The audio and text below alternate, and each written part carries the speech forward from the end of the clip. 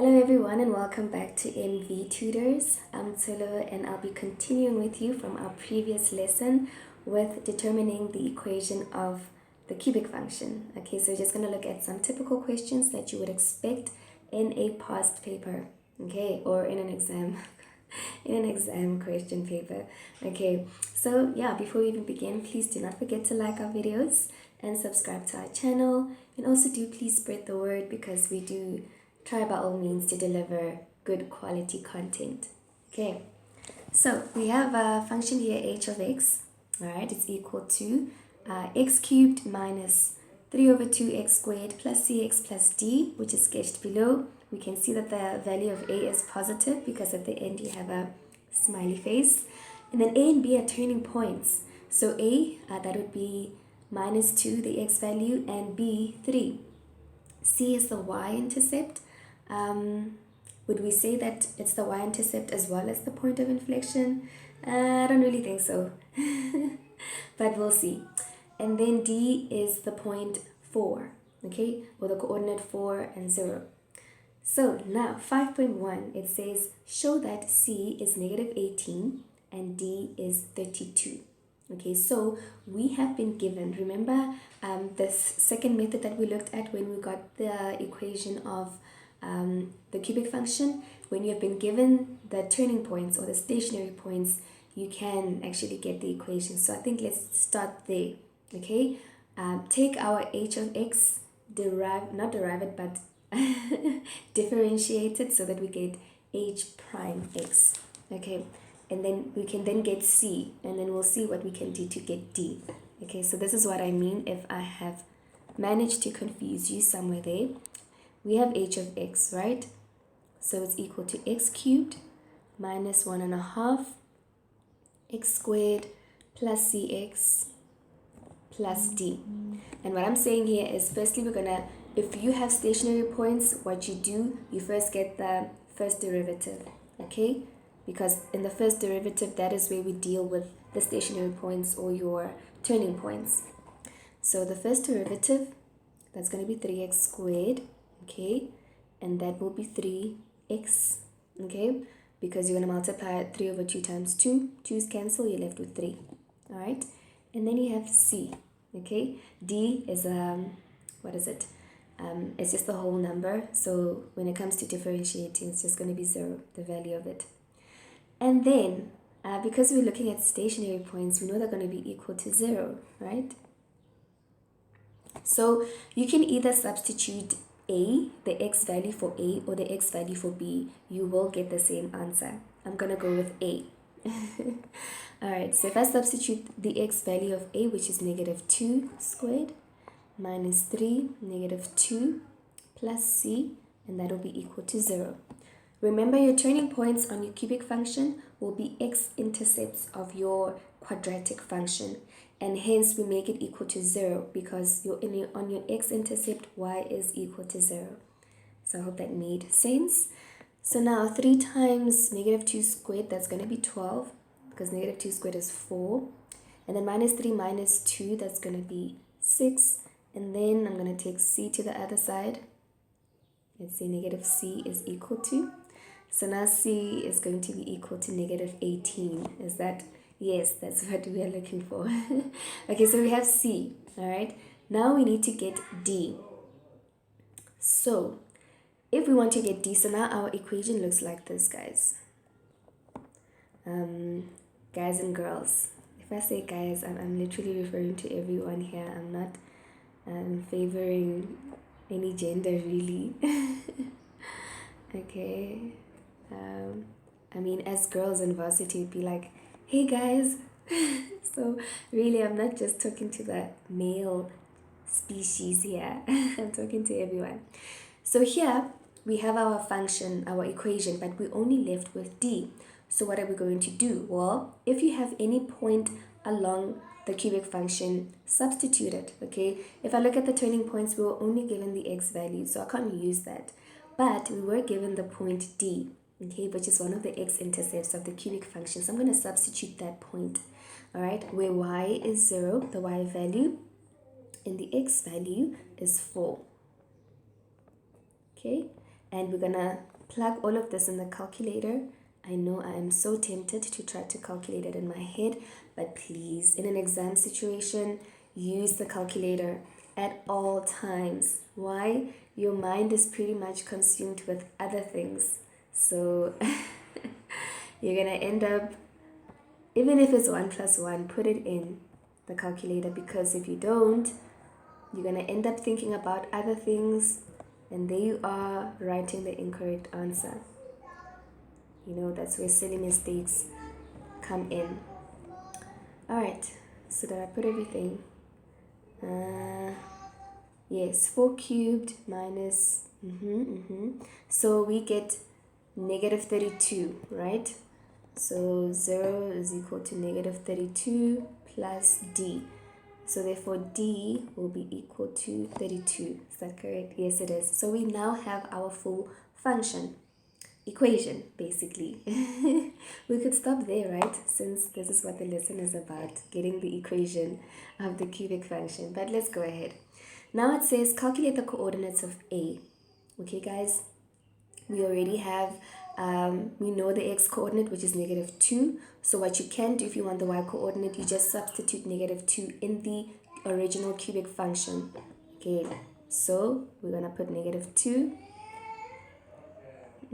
to the power 3, and then we have negative 3 over 2, negative 2 squared, minus 18, negative 2, plus d, which is 32. Okay, and then we're going to plug all of that in the calculator. We're not taking risks here. Okay. But yeah, it can take time doing it in the calculator. Ooh. But we are being safe. Rather safe than sorry. Okay, negative 2 squared minus 18 times negative 2 and plus 32. No, what did I do? Plus 32. Okay, what did I do now? Negative 2. Oh, I forgot a plus here. Okay, minus. Okay, yes. Now I have my answer there. It is 54. So the y value is 54.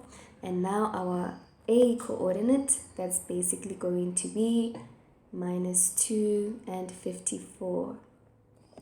Alright, and that makes sense because, I mean, the y-intercept, which is C, we can actually put some values here. So we know this is, I don't know why it does that. This is minus 2, and we've just determined that's 54. Okay, C, we know that it is 0 and 32. B, we know it's 3, and we don't know what y value is there. Okay, maybe let me just write it again. 3 and whatever y value, and D, it was given to us. Okay, so yeah, so now we have A, the coordinates of A. Now let's go to 5.3. Determine the x value of the point of inflection. So now we're going to see, is the point of inflection there by C, or is it somewhere towards the right? Definitely can't be towards the left. Okay, and to get the point of inflection, you're going to differentiate twice now. Okay, but let us first remind ourselves what we got when we differentiated once. Okay, I think we had 3x squared minus 3x minus 18.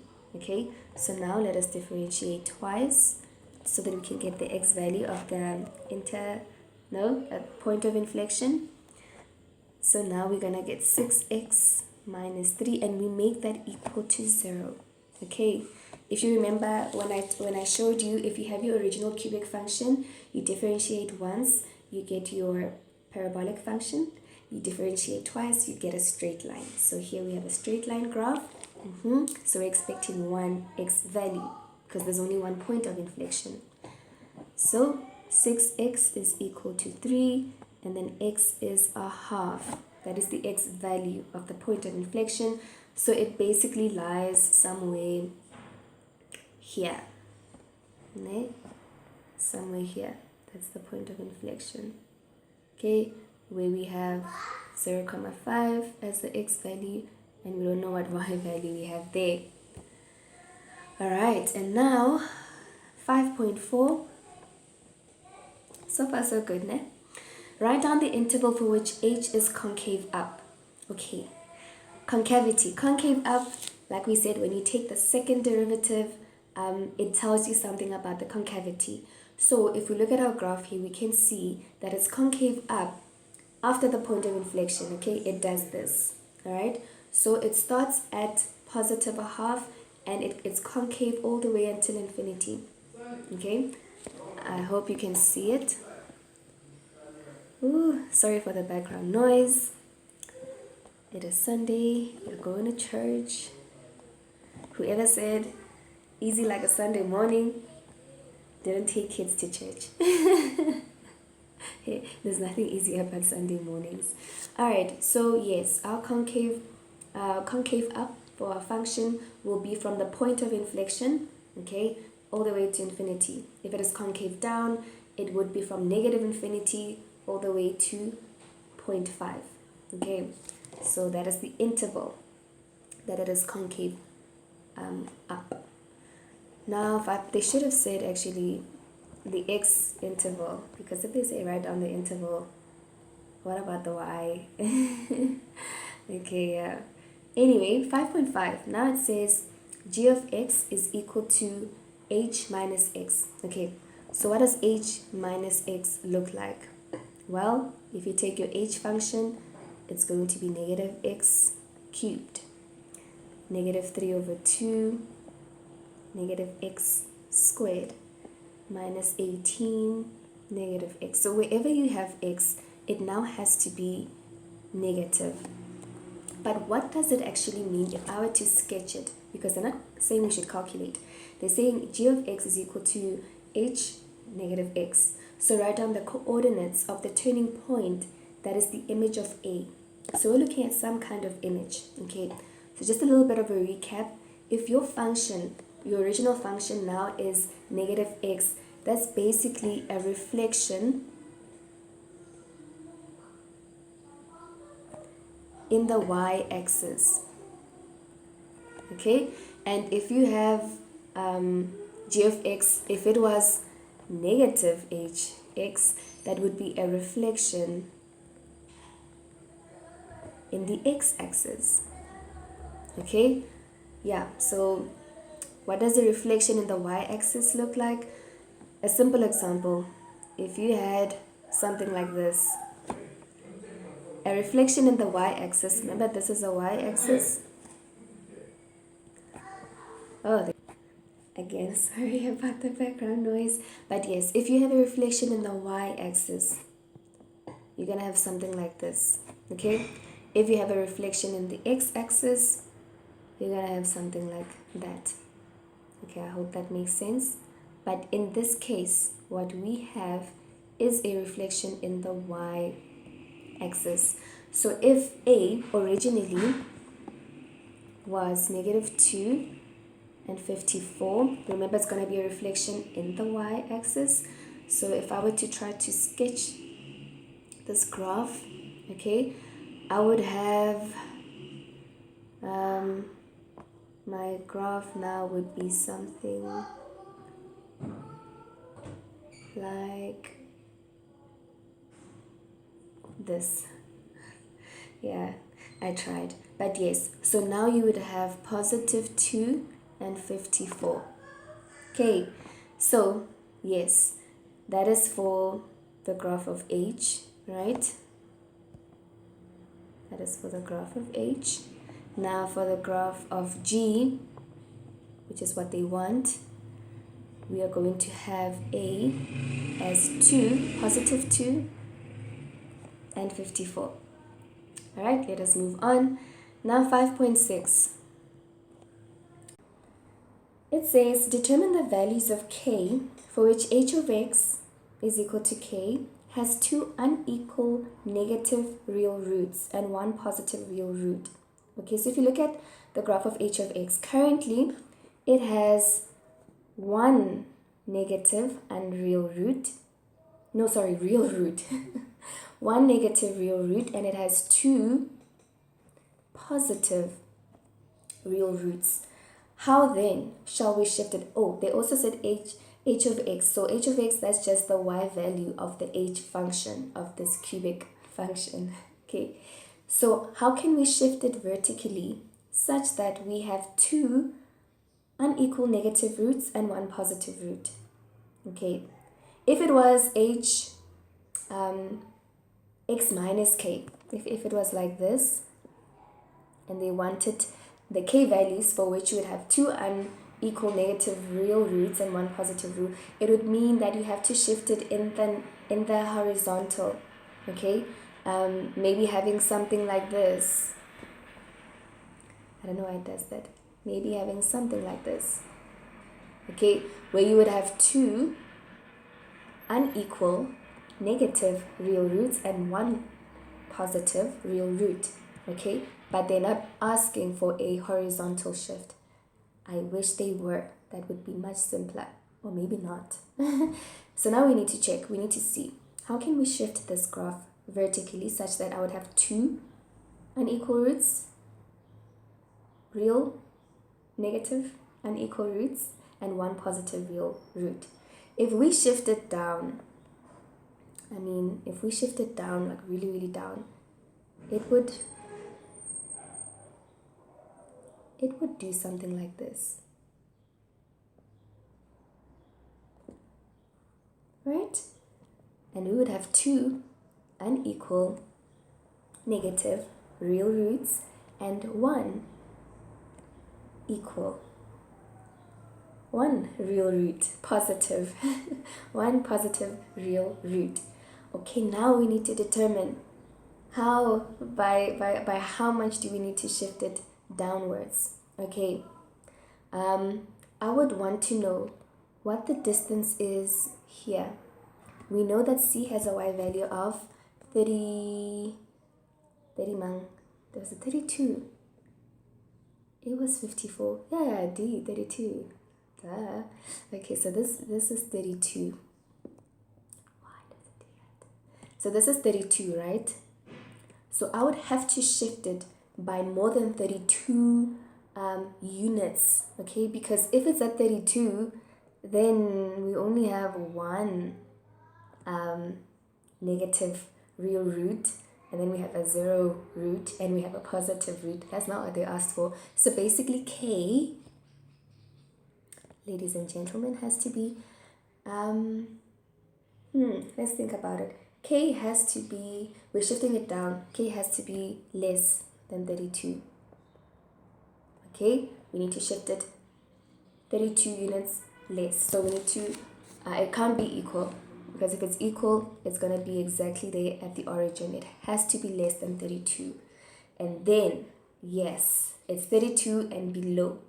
Okay, or rather, or you could say, yeah, K is bigger than negative 32. It doesn't matter, but basically K has to be less than 32. Yeah, 32 points, 32 units. Okay, yeah. Oh no, maybe let me just say I'll have to take it down 32 units, so it has to be less. Has to be less than.